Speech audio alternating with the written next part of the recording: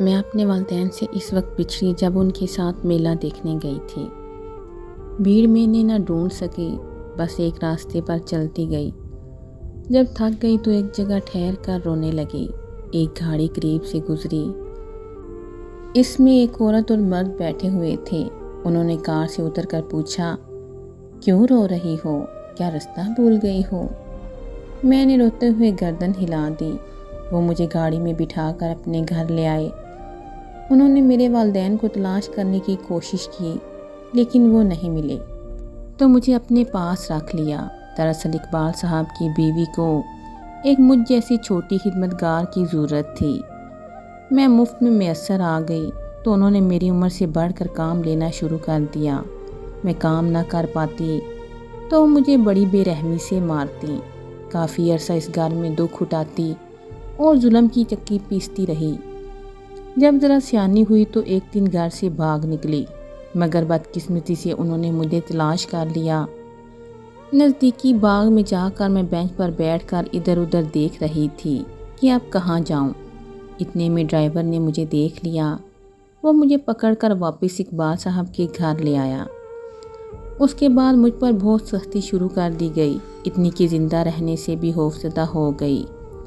ہر وقت مر جانے کے بارے میں سوچنے لگی۔ ان کے نوکر میری نگرانی کرتے۔ وہ کہتے، اب تم بھاگ کر نہیں جا سکتی، جہاں جاؤ گی ہم ڈھونڈ کر لے آئیں گے، پھر تمہاری بہت پٹائی ہوگی۔ ان دنوں میری عمر 7 برس تھی۔ سبھی جانتے تھے کہ لاوارث ہوں۔ وہ کھلم کھلا مجھ پر ظلم کرتے، مجھ سے گھر کے سب کام کاج لیے جاتے، سکون سے سونے بھی نہ دیا جاتا۔ میرے پاس ڈنگ کا بستر تک نہ تھا۔ کبھی فرش اور کبھی قالین پر سو جاتی، پھر صبح فجر سے اٹھ جاتی۔ میں اقبال صاحب کی بیگم سے بہت ڈرتی تھی۔ ایک روز جب وقت سحر آنکھ کھلی تو سب گھر والے سو رہے تھے۔ چوکیدار نماز پڑھنے گیا ہوا تھا۔ میں نے موقع غنیمت جانا اور گیٹ سے باہر نکل آئی۔ صبح کا اجالا اترنے میں دیر تھی۔ میں اس قدر گھبرائی ہوئی تھی کہ سمت کا تعین کیے بغیر بھاگتی رہی، جیسے شکاری کتے میرے پیچھے لگے ہوں۔ سامنے ایک بس کھڑی تھی۔ میں اس میں چڑھ کر ایک کونے میں دبک کر بیٹھ گئی۔ بس خالی تھی، ابھی مسافر نہیں آئے تھے۔ کچھ دیر بعد صبح کا اجالا پھیلنے لگا، لوگ بس میں سوار ہونے لگے، یہاں تک کہ بس بھر گئی۔ لیکن کسی نے مجھ ننھی بچی کی جانب توجہ نہیں کی۔ اگلے سٹاپ پر جوں ہی بس رکی، میں اتر گئی۔ سامنے ایک بلڈنگ دیکھی، بنا سوچے سمجھے اس میں داخل ہو گئی۔ چوتھی منزل پر پہنچ کر دم پھول گیا، میں رک گئی۔ سامنے فلیٹ کا در کھلا تھا۔ ایک ملازم کام کر رہا تھا۔ اس نے مجھے دیکھا اور پوچھا، کیا روٹی چاہیے؟ میں نے سر ہلا دیا۔ وہ مجھے اندر لے گیا۔ گھر والے سو رہے تھے۔ اس نے باورچی خانے میں ایک چوکی پر بٹھا دیا، چائے کے ساتھ ڈبل روٹی کھانے کو دی۔ وہ یہی سمجھا کہ میں گھر کا راستہ بھول گئی ہوں۔ جب بیگم اٹھ گئیں، وہ مجھے خاتون کے پاس لے گیا۔ میں ڈر رہی تھی۔ ڈرو نہیں، عورت بولی، تم کہاں رہتی ہو، کہاں سے آئی ہو؟ جب پیار سے حال پوچھا تو میں نے ساری بات بتا دی۔ آپ مجھے ان لوگوں کے حوالے مت کرنا، وہ مجھے مار ڈالیں گے۔ ڈرو نہیں، ہم تمہیں کسی کے حوالے نہیں کریں گے۔ تم مجھے آپا بیگم کہہ سکتی ہو۔ یہ بہت اچھے لوگ تھے۔ ان کے پاس رہائش پذیر ہو کر سکون میسر آ گیا۔ اپنے بچوں کو تلقین کرتے، یہ بھی تمہاری بہن ہے، اس کا خیال رکھا کرو۔ جب وہ اپنے بچوں کے لیے کھلونے لاتے تو میرے لیے بھی گڑیا لے آتے۔ ان کے حسن سلوک نے پچھلے غم بھلا دیے تھے۔ ان دنوں تقریباً 10 سال کی تھی۔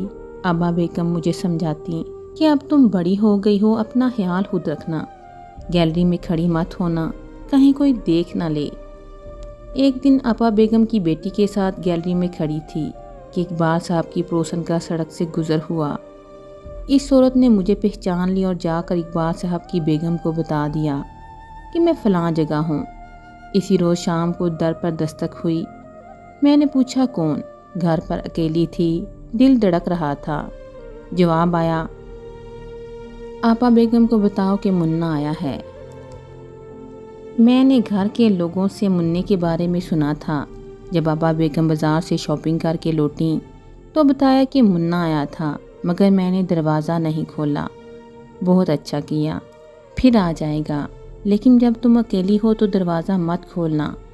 آپا بیگم نے بتایا یہ لڑکا بھی تمہاری طرح اپنے ماں باپ سے بچھڑ گیا تھا، ہمیں یہ راولپنڈی میں ملا تھا۔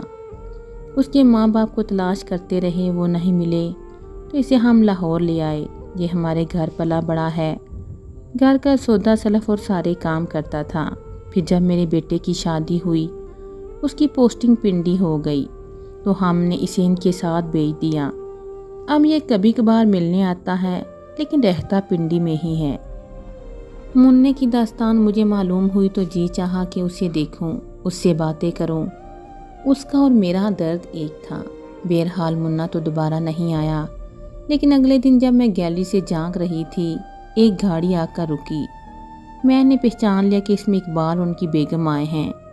تبھی دوڑ کر آپا کے پاس گئی اور انہیں بتایا کہ انہوں نے مجھے ڈھونڈ لیا ہے، آپ مجھے کہیں چھپا دیں ورنہ وہ مجھے لے جائیں گی۔ انہوں نے مجھے اسٹور میں چھپا کر تالا لگا دیا، کیونکہ ان کے شوہر گھر پر نہیں تھے۔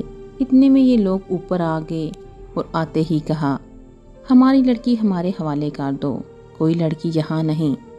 آپا بیگم نے جواب دیا، آپ کو غلط فہمی ہوئی ہے، اور آپ ہیں کون؟ ہم جو بھی ہیں، ہماری لڑکی آپ کے پاس ہے۔ ہم نے خود دیکھا ہوئے سارے گھر میں گھوم کر مجھے ڈھونڈنے لگے۔ بیگم اقبال نے اسٹور پر تالا دیکھا تو کہا، اسے کھولیں، لڑکی کو آپ نے اسٹور میں چھپا کر تالا لگا دیا ہے۔ تب بیگم آپا بگڑ کر بولی، ارے واہ، اچھی دھاندلی ہے، جان نہ پہچان اور ہمارے گھر کی تلاشی لے رہے ہیں۔ تالے کی چابی میرے شوہر کے پاس ہوگی، اب آپ جائیں، اس وقت اسٹور کا تالا نہیں کھل سکتا تو ہم توڑ دیتے ہیں۔ اس دھمکی پر آپا کو غصہ آ گیا، توڑ کر دکھاؤ، ابھی پولیس کو فون کرتی ہوں۔ بلا اجازت اندر آ گئے اور ہمارے گھر کے تالے توڑ رہے ہیں۔ یہ سن کر دونوں میاں بیوی پیچ و تاب کھاتے ہوئے چلے گئے۔ تب میری جان میں جان آئی۔ آپا نے تالا کھولا، میں اسٹور میں کھڑی تھر تھر کانپ رہی تھی۔ اس واقعے کے بعد آپا بیگم ان کے شوہر نے مجھے فوراً بیٹے کے گھر بھجوا دیا، جہاں میں نے مننے کو پہلی بار دیکھا۔ کافی بدصورت اور کالا کلوٹا، چھوٹے قد کا لڑکا تھا، وہ مجھے ذرا اچھا نہ لگا۔ مننے کی داستان سن کر اس کے بارے میں جو ہمدردی دل میں پیدا ہوئی تھی، سب رفو چکر ہو گئی۔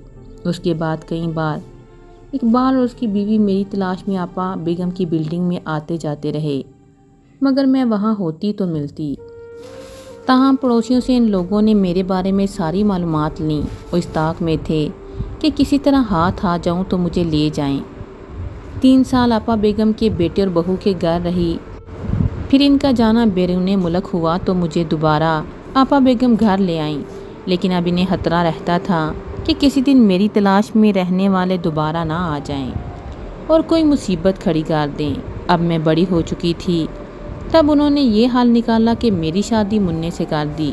مننے کو انہوں نے ایک سرکاری محکمے میں چپڑاسی لگوا دیا۔ مجھے منا پسند نہ تھا، بادل نہ واسطہ، اپنے محسنوں کا کہنا ماننا پڑا، کیونکہ میں ان کو کسی مصیبت میں ڈالنا نہ چاہتی تھی۔ لہٰذا ان کی خواہش پر سر جھکا دیا اور میری شادی مننے سے ہو گئی۔ وہ بہت اچھے تھے، مگر شادی کے شروع دن میں مجھے ان کی بدصورتی ایک آنکھ نہ باتی تھی۔ آج اس واقعے کو نصف صدی کا عرصہ بیت چکا ہے۔ میں پوتوں اور نواسوں والی ہو گئی ہوں۔ مننے نے خوب محنت کی، اپنا کاروبار کیا اور پھر مالی لحاظ سے خوشحال ہو گئے۔ ہمارے بچے بڑے ہو گئے، ان کی شادیاں کر دیں۔ زندگی میں کوئی غم باقی نہ رہا، لیکن ایک غم ہے، آج تک یہ معلوم نہ ہو سکا میں کس کی بیٹی ہوں، کہاں سے آئی تھی، میرے والدین کون تھے۔ میرے کھو جانے کے بعد اللہ جانے ان پر کیا گزری۔ بہت ذہن پر زور دیتی ہوں، مگر اپنا شہر، اپنی بستی، اپنا گھر یاد نہیں آتا۔ والدین کے نام بھی بھول چکی ہوں۔